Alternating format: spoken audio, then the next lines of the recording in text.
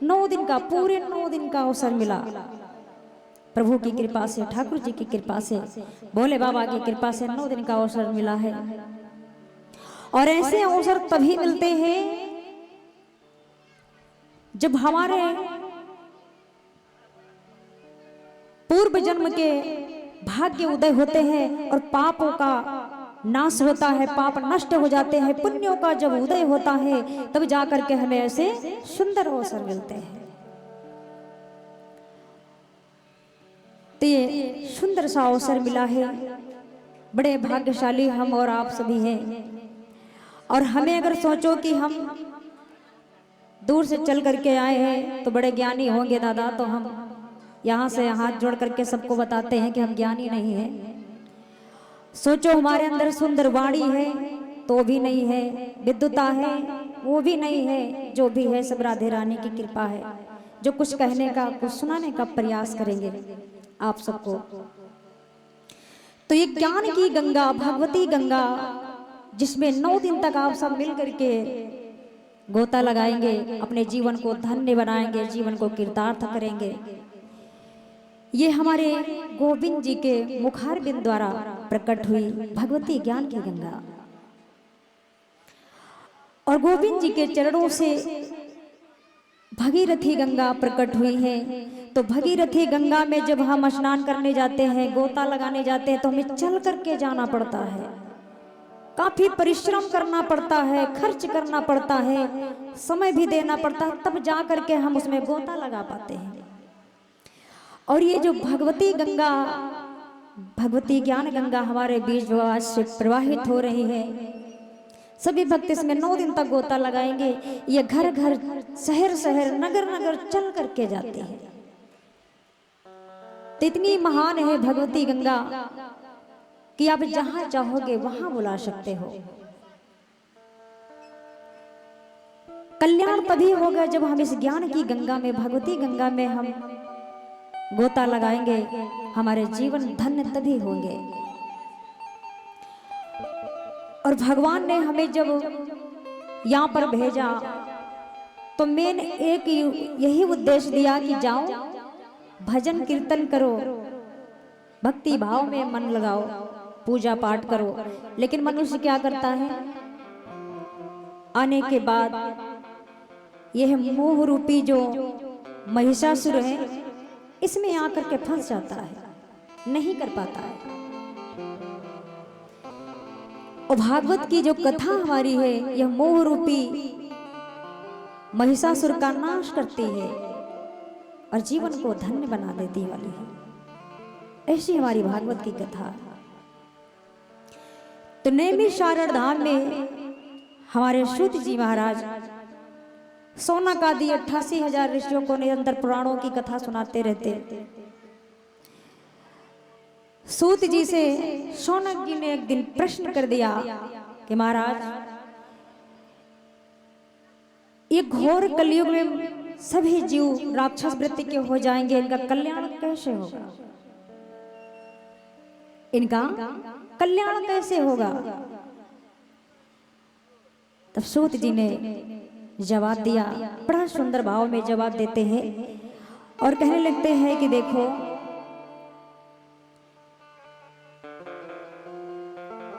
यह अगर संसार में आने के बाद मनुष्य का कल्याण हो सकता है तो वो मात्र एक ही साधन है, वो साधन है भागवत की कथा।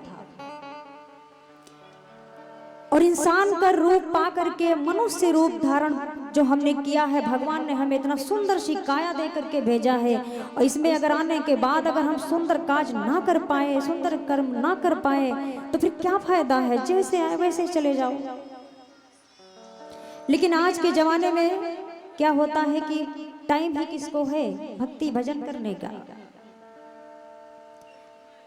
भक्ति भाव करने का किसके पास समय है?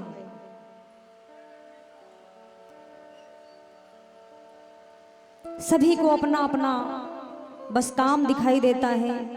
हर इंसान को जल्दी होती है, हर इंसान जल्दी में पड़ा रहता है, भगवान को भूल जाता है, उद्देश्य को भूल जाता है कि हम आए किस लिए थे, हमें करना क्या है। और कुछ लोग तो ये सोचने लगते हैं कि चलो अभी हम जवान हैं, अपना कुछ बना ले, बैंक बैलेंस इकट्ठा कर ले, कुछ बना ले, अपने संतानों के लिए कुछ बना ले। बाकी भजन करना है तो भजन तो दादा बुढ़ापे में कर लेंगे। लोगों के मन में ऐसा होता है, सोच होती है, लेकिन क्या बुढ़ापे में भजन कर पाओगे? नहीं करा जा सकता। क्यों नहीं किया जा सकता? आंखों से दिखाई कम पड़ने लगता है, रोशनी कम पड़ जाती है बुढ़ापे में। मुंह से बोलना चाहे तब आवाज निकलना बंद हो जाती है। भजन हम गा नहीं पाएंगे, आंखों से देख नहीं पाएंगे, दर्शन कर नहीं सकते, कानों से सुन नहीं सकते, तो ऐसे समय का इंतजार क्यों करना? भजन करना है, कीर्तन करना है, श्रद्धा भक्ति करना है तो अब करें, इस उम्र में करें, जवानी में करें, वरना फिर कोई मतलब नहीं है। तो एक बार सभी लोग जोरदार जयकार लगाएंगे। बोलिए भागवत महापुराण की, बोलिए सुखदेव मुनि महाराज की जय हो, बोलिए उमापति महादेव की जय हो, बोलिए हनुमंत लाल की जय हो, बोलिए कृष्ण कन्हैया लाल की जय हो। हमारे इधर से ही आवाज आ रही है, उधर से आवाज नहीं आती है। भैया कोई इधर से नहीं बोलेगा, हमारी माताएं बहनें बोलेंगी बोलिए सच्चे दरबार की, बोली भागवत महापुराण की। आती है और कल से ज्यादा आवाज आएगी, है ना? जब ज्यादा भीड़ होगी तब ज्यादा आवाज आएगी, कोई बात नहीं है। और कथा हर इंसान को सुनना चाहिए, क्योंकि अगर हम सुनेंगे नहीं तो हमें ज्ञान नहीं होगा। जब सुनेंगे, सत्संग करेंगे, सत्संग में जाएंगे, तब हमें ज्ञान होगा कि भागवत क्या है, इसे क्यों सुना जाता है, क्यों करवाई जाती है। तो इसलिए कहते हैं कि बिन सत्संग विवेक न होई, बिन सत्संग विवेक न होई, राम कृपा बिन सुलभ न सोई, राम कृपा बिन सुलभ न सोई। और बिन सत्संग विवेक न होई, अगर हम सत्संग नहीं करेंगे तो ज्ञान नहीं होता है। ज्ञान प्राप्त करना है तो भागवत की कथा सुनना चाहिए कि भजन में मन कैसे लगाना है, भक्ति कैसे करनी है। मुख से नाम निकले ना निकले राम का, जबरदस्ती निकालो। बड़े से बड़े पापियों का भी उद्धार भगवान करते हैं, बड़े से बड़े पाप नष्ट हो जाते हैं भगवान राम का जाप करने से, भगवान राम का नाम लेने से। लेकिन नियम के अनुसार श्रद्धा के साथ, मन में भक्ति के साथ कथा में आए हो तो ध्यान से कथा का रसपान करो। और कथा सुनना ही नहीं होता है, कथा सुनो और सुनने के बाद जीवन में उतारो। सुनो, मंथन करो, समझो, जीवन में उतारो, जीवन का कल्याण अवश्य होगा। भगवान हमारे कल्याण जीवन का तभी करते हैं जैसे ज्ञान और वैराग्य का कल्याण किया, उद्धार किया। ज्ञान वैराग्य का बुढ़ापा नहीं छूट रहा था, ज्ञान वैराग्य का बुढ़ापा नहीं छूट रहा था। क्यों? क्योंकि ये जो कलयुग लगा है, इस कलयुग में उद्धार हो पाना मुश्किल होता है। क्यों होता है? बड़ा सुंदर सा ये इसलिए होता है कि कलयुग में जो राक्षस बैठा है हर इंसान के, हर व्यक्ति के मन में है। जहां पर हमारे परमात्मा विराजमान रहते हैं वहां पर राक्षस बैठा हुआ है, संसार का ये कलयुग जो राक्षस है ये हमारी आत्मा के अंदर आकर के विराजमान हो जाता है, तो हमें किसी भी भक्ति भाव के मार्ग पे जाने से रोकने लगता है, जाना भी चाहे तो जाने नहीं देता है। उसी प्रकार से इधर कि द्वापर युग समाप्त होने के बाद जब कलयुग का प्रारंभ हुआ,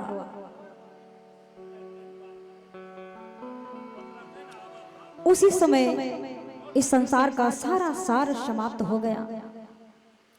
अब नारद जी विचरण करने के लिए विचरने लगे कि चलो सतयुग त्रेता द्वापर, इन्होंने तो अपना स्थान लेकर के चले गए, बड़े अच्छे से ही व्यतीत किया, लेकिन ये नया कलयुग लगा है। कलयुग कैसा है, कलयुग कैसा है, ये कैसे कैसे कर्म कर रहा है, चलो देखते हैं। नारद जी विचरण करने लगे। नारद जी विचरण कर रहे हैं। अब विचरण करते करते पहुंचे तो देखते हैं कि इस कलयुग में सभी जीव राक्षस वृत्ति के हो गए। किसी को पूजा पाठ भक्ति भाव करने का समय नहीं है। नारद जी ने देखा कि सभी बड़े असत्यभाषी, बड़े मंदबुद्धि, उपद्रवी इंसान हो गए हैं, ऐसे ऐसे मनुष्य हैं। नारद जी ने जैसे देखा, नारद जी को बड़ी पीड़ा होने लगी। नारद जी सोचने लगे, विचार करने लगे कि ऐसे होगा तो फिर कैसे चलेगा। ये कलयुग जो नया युग लगा है, इसमें मनुष्यों का कल्याण कैसे होगा। नारद जी व्याकुल है, और व्याकुल है तो सोचते सोचते मन में चिंता करते करते उसी यमुना तट पर जाकर के पहुंच जाते हैं, जहां पर हमारे भगवान श्याम सुंदर मुरली मनोहर अपने सखाओं के साथ में बाल लीला किया करते थे। उसी यमुना तट पर जाकर के हमारे नारद जी पहुंच जाते हैं।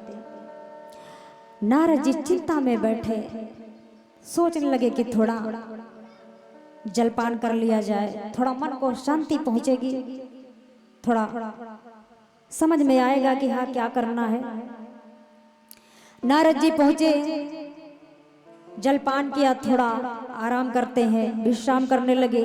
तब तक नारद जी की दृष्टि दूर पे पड़ती है। देखा कि नदी के किनारे झाड़ी लगी हुई है, जंगल है। उसी जंगल के किनारे एक युवती बैठी रो रही है, विलाप कर रही है।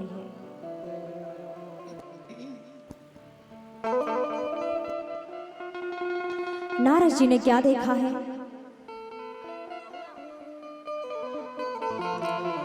नारद जी ने देखा कि तरुड़ी के सुंदर रसिक नयन, मन ही मन व्यथा रो रहे थे। तरुड़ी के सुंदर रसिक नयन, मन ही मन व्यथा रो रहे थे। क्या बात है।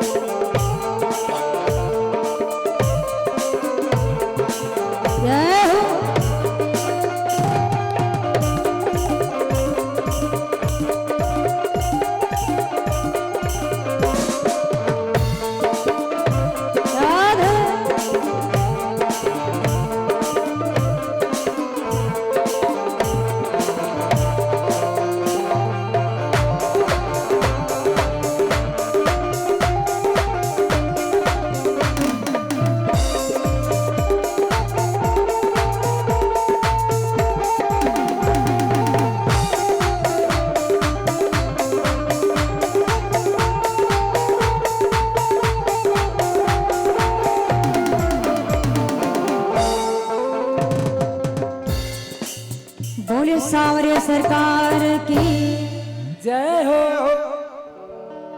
नारद जी ने देखा कि बड़ी सुंदर सी युवती जंगल के किनारे बैठी हुई विलाप कर रही है, रो रही है। और उसके पास में देखते हैं कि उसके पास में दो वृद्ध अवस्था में दो बूढ़े पुरुष युवती के सामने लेटे हुए हैं।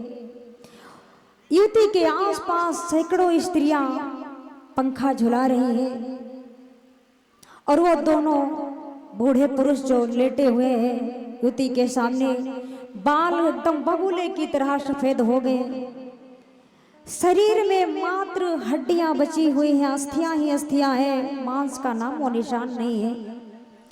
जोर जोर से सांसें ले रहे मानो जैसे कि अंतिम सांस ले रहे हैं। नारद जी ने सोचा, देखा, समझ में आया क्या करें। विचार करने लगे कि चलो चल के पूछा जाए बात क्या है। नारद जी से रहा नहीं जाता है। मन में एक बार सोचते हैं कि ऐसा ना हो ये स्त्री है, इसके पास जाना अच्छा रहेगा या नहीं। विचार करने लगते हैं, फिर सोचते हैं जब रहा नहीं जाता तब कहते हैं चलो थोड़ा चल के देखते हैं, देखा जाए चल के कि बात क्या है। नारद जी पहुंचते हैं। जैसे ही नारद जी पहुंचे तो नारद जी ने देखा है, अब नारद जी को देख करके वो स्त्री तुरंत जैसे ही देखा युवती उठ करके खड़ी हो गई, दोनों हाथों को जोड़ करके प्रणाम कर लिया। महात्मा, आप आए हैं तो आपके आने से थोड़ा आराम मिला है, और अगर आ ही गए हैं तो मेरे इनकी थोड़ा नाड़ी देखते जाइए। नारद जी ने पूछने का प्रयास किया। नारद जी पूछने लगते हैं कि नारद ने पूछा है देवी, इन पुरुषों का लक्षण क्या है। नारद ने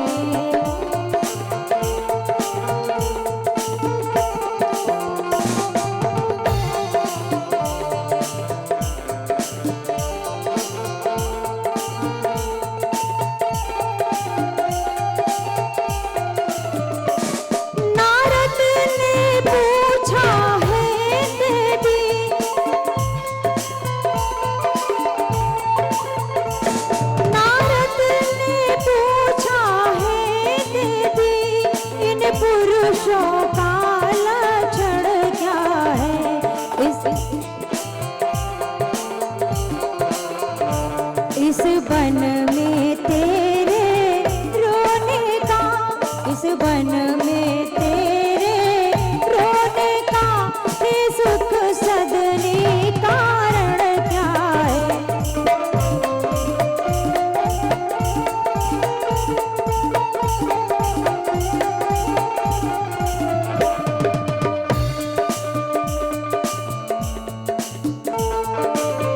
जय हो।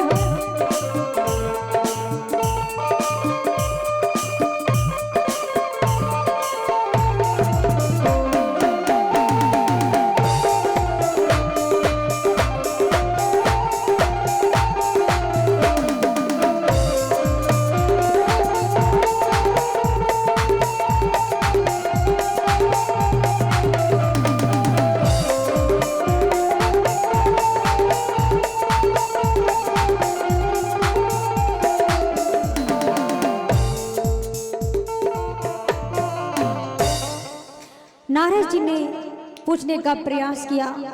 युवती से नारद जी पूछ लगते हैं, हे देवी, तुम कौन हो और इस जंगल में क्यों रो रही हो। नारद जी की दृष्टि पड़ी, पूछ लगे, देवी, ये जो दोनों वृद्ध पुरुष आपके सामने लेटे हुए ये कौन है, और ये सैकड़ों स्त्रियां क्या कारण है, क्यों रो रही हो, ये सब क्या है। जब नारद जी ने ये सब पूछा तो कहने लगती है, वो युवती बोलती है कि मैं हूं सुंदर लौकिक नहीं, सब मुझे भक्ति बतलाते हैं, ये दोनों ज्ञान वैराग्य रूप मेरे बेटे कहलाते हैं। वो सुंदरी बोली, महात्मा मेरा नाम भक्ति है, इस संसार के सारे लोग मुझे भक्ति के नाम से जानते हैं महात्मन। और ये जो मेरे पास सैकड़ों स्त्रियां पंखा झुला रही हैं, ये सभी पवित्र नदियां हैं।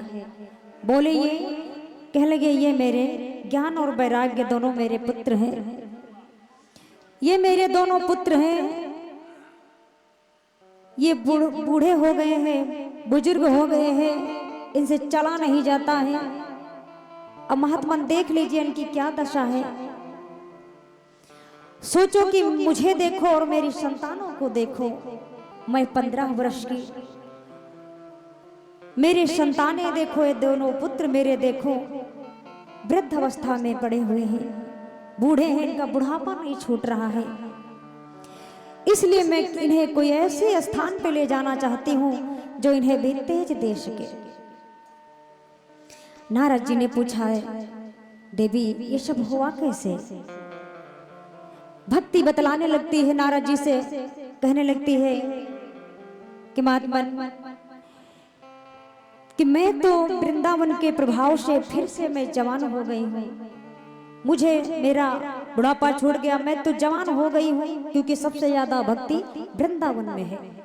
और भक्ति जिस पर विराजमान हो जाती है वो कभी बुजुर्ग हो ही नहीं सकता है, प्रभाव होना चाहिए।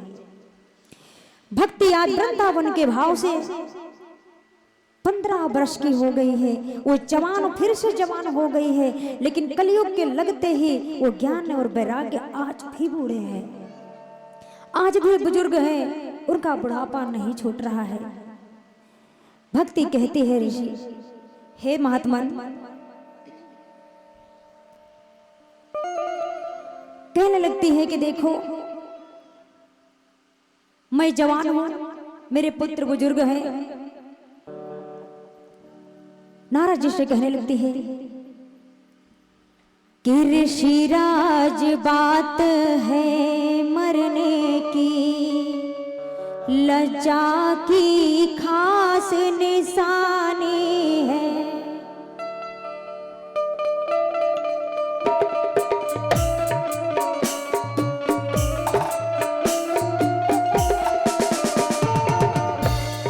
भक्ति कहती है नारद जी से कि नारद जी देखो, मुझे देखो और ये मेरे पुत्रों को देखो, मेरी संतानों को देखो, कितनी शर्म की बात है।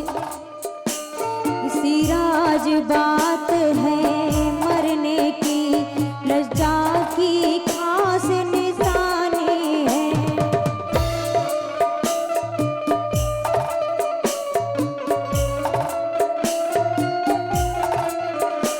इसी राज बात है मरने की, लज्जा की खास निशानी है।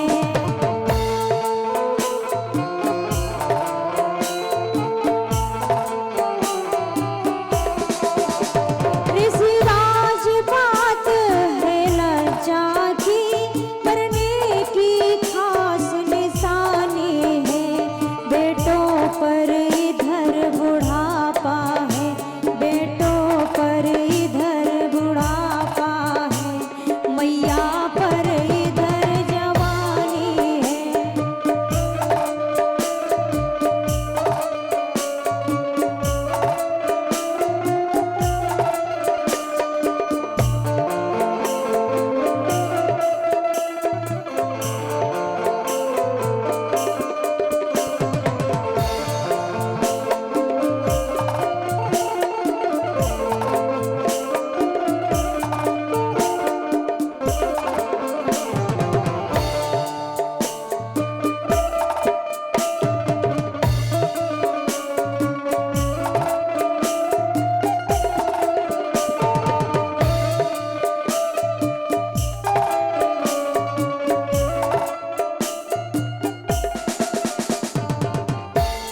बोलिए सावरे सरकार की जय हो।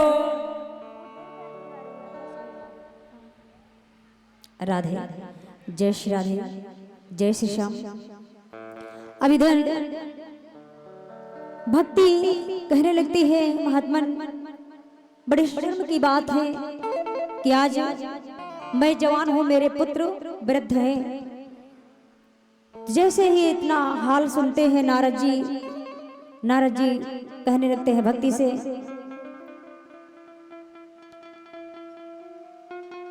अब जैसे ही नारद जी से कहा है कि इन दुखियारों के लिए ऋषिवर करो पाए, और जाए बुढ़ापा देह से यह कलंक मिट जाए। तब नारद जी ने कि ऋषि ने गीता पाठ के उन पर किए प्रयोग, और खाली गए निशान सब पर मिटा न मानस रोग। आज ज्ञान और वैराग्य जो बूढ़े हैं तो उनका एक कारण है, ये मानस मन से मनसा पाप लगा हुआ है। सतयुग त्रेता में अगर हम सोच लेते थे तो पाप लग जाया करता था, और कलयुग में किए बिना पाप नहीं लगता है। सतयुग त्रेता में सोचने से पाप लग जाता था। ये वही आज ज्ञान वैराग्य है तो पाप के वजह से आज भी वृद्ध है, और कलयुग में पाप करने से होता है, सोचने से नहीं होता है। और कितना भी बड़ा पापी क्यों ना हो, लेकिन अगर एक बार राम का नाम ले लेता है तो पाप से मुक्त हो जाता है। इसलिए कहा जाता है कि कलयुग केवल नाम आधारा, और सुमिरि सुमिरि नर उतर ही पारा। कलयुग में राम का नाम लेने से पाप नष्ट हो जाता है। आज ज्ञान वैराग्य का जो बुढ़ापा नहीं छूट रहा है, मेन कारण यही है, मनसा पाप लगा हुआ है। आज नारद जी ने बहुत सारे वेद मंत्र कान में बोले, वेदों का मंत्रों का उच्चारण किया, स्वस्थ करने के लिए लाखों प्रयास किए, परंतु कोई फायदा नहीं हुआ। थोड़ा थोड़ा जैसे तैसे कर करके जोर लगा करके एक बार उठते हैं, और वृद्ध अवस्था के कारण क्या होता है कि फिर भी आलस के कारण ज्ञान और वैराग्य फिर से लेट जाते हैं। बैठने की क्षमता नहीं, उड़ने की क्षमता नहीं है, बोलने की क्षमता नहीं है। अब नारद जी बहुत व्याकुल हैं, बड़े परेशान हैं नारद जी सोच रहे हैं कि अब मैं क्या करूं। नारद जी की कुछ समझ में नहीं आ रहा है। नारद जी ने क्या किया, विचार किया कि अब हम नारायण का ध्यान करेंगे, भगवान नारायण का ध्यान करेंगे। नारायण का ध्यान करने के लिए विचार किया, भक्ति से बोल दिए कि देखो तुम थोड़ी देर ठहरो, इंतजार करो, और मैं शीघ्र ही अति शीघ्र जाकर के कोई ना कोई उपाय करके वापस जरूर आऊंगा। अब नारद जी वहां से चल देते हैं। भगवान नारायण जी का ध्यान किया। जैसे ही भगवान नारायण जी का ध्यान करते हैं, आकाश से एक आकाशवाणी होती है जिसके द्वारा नारद जी को संदेश मिलता है कि हे नारद, हे मुनि, खेद मत करो, तुम्हारा ये कार्य निसंकोच पूर्ण होगा। अवश्य ये कार्य तुम्हारा पूर्ण होगा, चिंता मत करो। आकाशवाणी ने संदेश दे दिया। आकाशवाणी ने बताया कि जिस कार्य के लिए तुम जा रहे हो वो कार्य तुम्हारा अवश्य पूर्ण होगा। इसके लिए तुम्हें एक सत्कर्म करना होगा, और यह सत्कर्म तुम्हें संत शिरोमणि जी बताएंगे। इतना कह करके वो आकाशवाणी अंतर ध्यान हो जाती है। नारद जी मन में विचार करने लगे कि आकाशवाणी ने मार्ग तो बता दिया है, परंतु गुप्त है, और कौन सा सत्कर्म करना है ये भी नहीं बताया, ये भी गुप्त राज है। कौन से संत शिरोमणि जी करेंगे, हमें तो कुछ खुल के नहीं बताया, अब हम कहाँ जाएंगे, कहाँ ढूंढेंगे। नारद जी विचार करते करते, सोचते सोचते नारद जी मार्ग से जा रहे थे। सभी संतों से जा करके पूछते, सभी तीर्थ स्थानों पे जा करके पूछते, संत शिरोमणि जी के बारे में कोई कुछ नहीं बताता। सब तो सुनते, परंतु कोई उन्हें असाध्य बताता, कोई उन्हें झूठ समझता। सुनते तो सब, लेकिन जवाब नहीं देते, कोई भी जवाब नहीं मिला। व्याकुल होकर के नारद जी मार्ग से चले जा रहे, मन में चिंता है, सोचते हुए जा रहे हैं। उसी क्षण भगवान की कृपा से कुछ संतों के दर्शन मार्ग में हो जाते हैं। सनकादि ऋषियों के दर्शन हो जाते हैं। सनकादि ऋषि जी जब मिल जाते हैं नारद जी को, तो सनकादि ऋषि जी मिले, और सनकादि ऋषि कोई और नहीं है, ये सनकादि ऋषि ये ब्रह्मा जी के जो पुत्र हैं। जब सृष्टि की रचना हुई थी तो ब्रह्मा जी ने सर्वप्रथम 4 कुमारों को अवतरित किया था, सनक, सनंदन, सनातन और सनंद कुमार। ये वही चारों सनकादि ऋषि हैं। अब जैसे ही रास्ते में मिल जाते हैं, उस कोई और नहीं, साक्षात भगवान थे।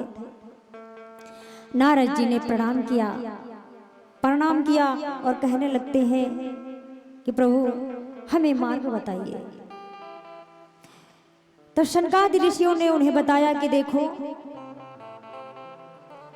अच्छा, सनकादि ऋषि कहते हैं कि संतों के दर्शन बड़े दुर्लभ हैं। आज के इस समाज में, इस कलयुग में संतों के दर्शन बड़े दुर्लभ हो गए। अब तो दर्शन नहीं मिल पाते हैं। जो सच्चे भाव से संत जी होते हैं, बेचारे उनको कोई रहने ही नहीं देता अच्छी जगह पे।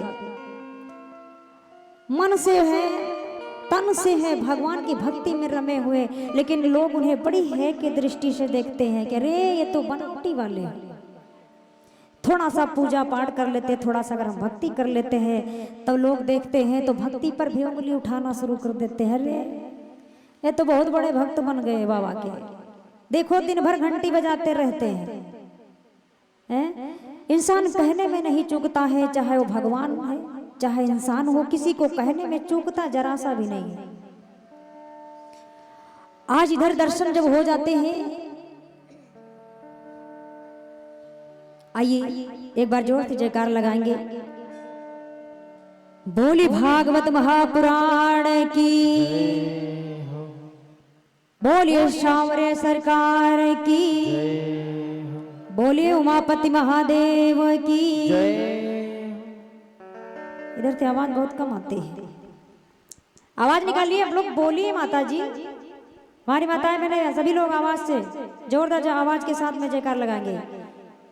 बोलिए हनुमंत लाल की, बोले कृष्ण कन्हैया लाल की। आ रही है थोड़ी थोड़ी। व्रत है, हाँ सही बात है। क्या बात है। आइए प्यारा सा भजन।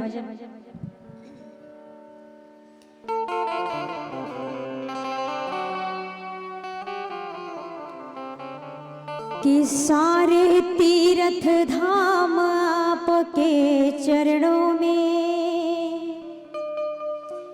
हे गुरुदेव प्रणाम आपके चरणों में। अपने माता पिता को ध्यान करते हुए, अपने गुरुजन का ध्यान करते हुए एक बार उनके चरणों में प्यारा सा भजन।